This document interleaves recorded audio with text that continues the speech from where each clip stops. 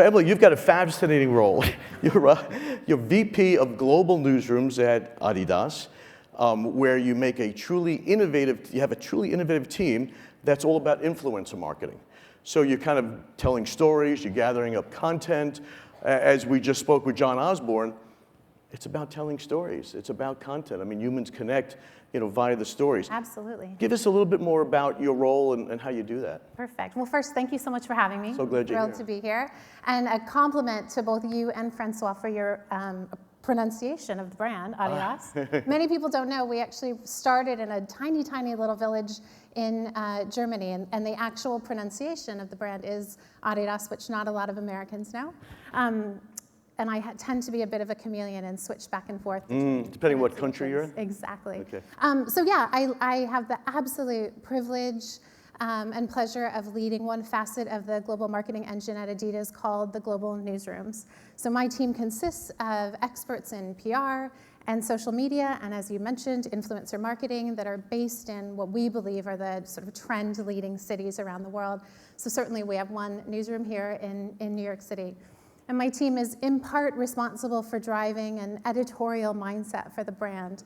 And what that means is that we take our brand stories and our brand moments and evolve them beyond the more sort of traditional advertising model and put them in context. We extend and authenticate and anchor our stories in the real world.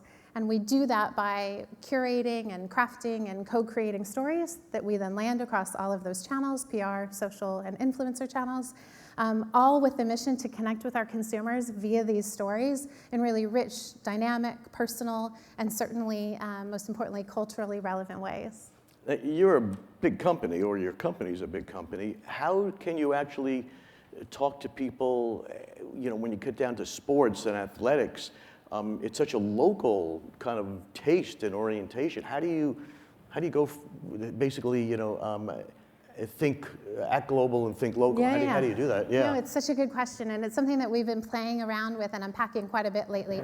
This dynamic between being a large, big, global brand and also a small, local, connected brand. So on the big brand side of things, obviously Adidas, this is actually our 70th year anniversary, and incredibly proud to be part of this organization that's really built from this tiny little village in southern Germany to being easily one of the most recognizable brands in the world.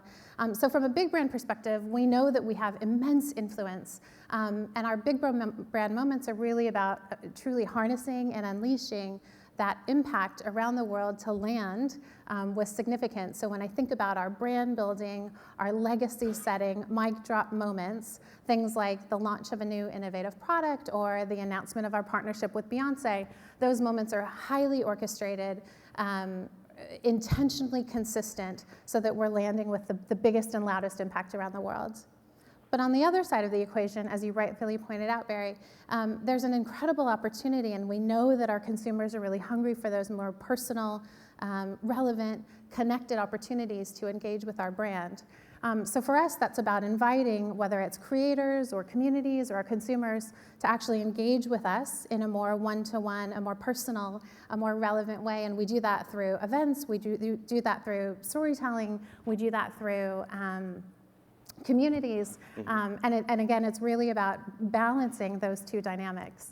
Excellent, and you've had some good examples of out of home as well. And what was you mentioned on the phone, we spoke about it, you've got an Arsenal football. Yeah, so we're gonna get to a few examples that I brought along with me. I guess I'll start by saying, from a newsroom point of view, so my team specifically, this notion of being hyper-local, hyper-connected, operating as a small brand is really in our core DNA. It's important, I think, for all brands, whether large or small, to really be agile. You talked about speed in the previous conversation, and demonstrating this understanding and empathy to what consumers are looking for, to demonstrating relevancy, to demonstrating humanity, et cetera. And again, that's really in the core DNA of the Adidas newsroom crew. So I have indeed brought along with me a few examples of content. They're not all, for everyone, set of managed expectations, they're not all out-of-home examples, but just a few very, very different examples from 3 of the newsrooms around the world. to just demonstrate or breathe life, I guess, into some of these concepts that I've just been chatting about. All right, so before we get to those examples, just let's talk about digital a little bit, because digital content, I guess it gives you a means and a way to kind of segment and divide up. How do you go from kind of the big, say, content to digital? Yeah, absolutely. I mean, so the beauty of digital, as we all know, is it's an incredible mechanism for scale, but it's an incredible mechanism for personal connection. And we do both. I think it lends itself back to this whole notion of big brand, little brand. There are times when we use digital to land a message or land a moment with absolute orchestration around the world. So again, I think I might have mentioned earlier, launching the announcement of Beyonce, for example. It was literally this orchestration and organization of a crew located around the world so that announcement landed at the same time in Shanghai as it did in New York, as it did in LA. So there's really an opportunity to use digital for scale and impact. But also, obviously, we all know the beauty of digital is that the ability for you to connect with, target, and engage with consumers, or community members on a one-to-one level. So we really play around with both of those dynamics. Excellent. And we're going to get to some Slido questions. If anybody's got questions, go to slido.com. You don't have to go to the app. It's pretty easy. Yes. You point out a great opportunity with digital out of home to connect the digital world with real world, or digital world and IRL. We've got a couple of questions here from Slido. So how does your team interact with agencies and media companies? That seems to be a popular question today. And you've got probably a variety of agencies, I imagine. We do. Yeah. We are a large brand with many agency partners. I would say globally, we have a number of agencies, whether they're creative agencies, our media agency, et cetera, that we work with.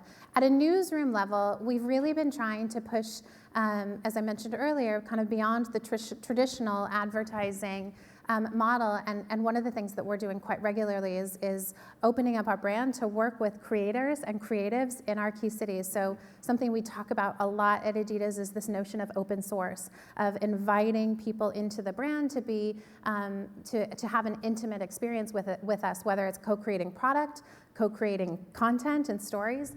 So again, from a newsroom perspective, we are doing less and less with the more traditional agency model from a creative standpoint, and working more and more with just our creative or creator communities in key cities. But indeed, we have a large portfolio of agencies and media partners that we work with. Seems to make a lot of sense. There's a higher level business question here. It says, did you meet Beyonce? Have I met Beyonce? No, I have not. Okay. I have not, but I'm anxiously awaiting that moment. Okay, then there's a question here that we can probably guess where it came from. Adidas out of home has been more static than digital. What are your thoughts about digital out of home, such as taxi tops and other screens? What are some of your thoughts on that? Yeah, I mean, it sounds like you're doing it and you're looking at it and you're here today learning about it too, right? Yeah, we absolutely believe in omni-channel marketing, offline, online, and the connection between. I loved what Francois said earlier today about this fait accompli is really about connecting digital out of home with digital, and I would take that a step further and just say, out of home, more analog all the way through to digital, as the most recent example that I shared demonstrated. You really can create this connection between moments happening in the real world and then scaling those through all digital mediums. So there's certainly nothing that we wouldn't consider. It's great power to that. This is interesting. So I'm going to read it. There's one word in there you probably want to exorcise from it. How do you and the broader brand marketing teams balance? We don't want to talk about New Balance here at all. We're not talking about balance. The narrow sneaker culture, hype, and mainstream recreation. So you've got kind of two markets here. The hip, narrow sneaker culture, which is, kind of vibrant, and then the mainstream kind of recreational shoe in your media approach. It sounds like two targets, two audiences. How do you balance that? Yeah, absolutely. Very carefully. I'll bet. I would say it's absolutely. Never the twain meet. I mean, you've got such different groups, right? Well, yes and no. I think what we're finding more and more, certainly, I'll start by saying certainly there is absolutely on the sort of edges of our consumer groups, those that are the true sneaker hounds that are just absolute diehard sneaker fans and know everything about our history, the legacy of our brand, can quote every sneaker that we've ever taken to market.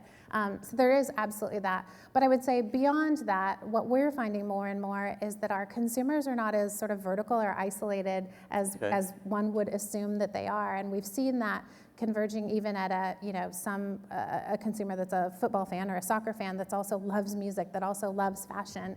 And one thing that we're really proud of as a brand is that we really exist at that intersection between music, culture, sport, et cetera. And many of our consumers have interests that blend across all three of those territories. And so it's something that we absolutely talk about. When it makes sense to be focused and vertical and specific and targeted, we do so. But we also want to be a brand that's relevant and accessible to everyone. Smart approach. Is Nathan Elliott here from Frontrunner? Nathan's always wearing Adidas. Where is he? Oh, you're in the shadows. Are you wearing Adidas today, Nathan? Okay, good. All right. Because we got some branding over there. He's a great aficionado of your brand. And are there any Arsenal fans here? Where? Who's that? Ellery? Excellent. You're Ellery? John, you're? Oh, well, I asked about Chelsea. Man United, Man City. You're an Arsenal fan? I love the bruised banana. Thank you. All right, great. All right, thank you all. Well, look, this has been terrific. I think you've given us some great education, great stories. Content is key, and I love the fact about creating connections between the digital world and real life. And I do love your sneakers. Thank you so much. Thanks for Emily, having let's me, give her a hand. everyone. Thanks so much. Thank Appreciate you. it. Wonderful.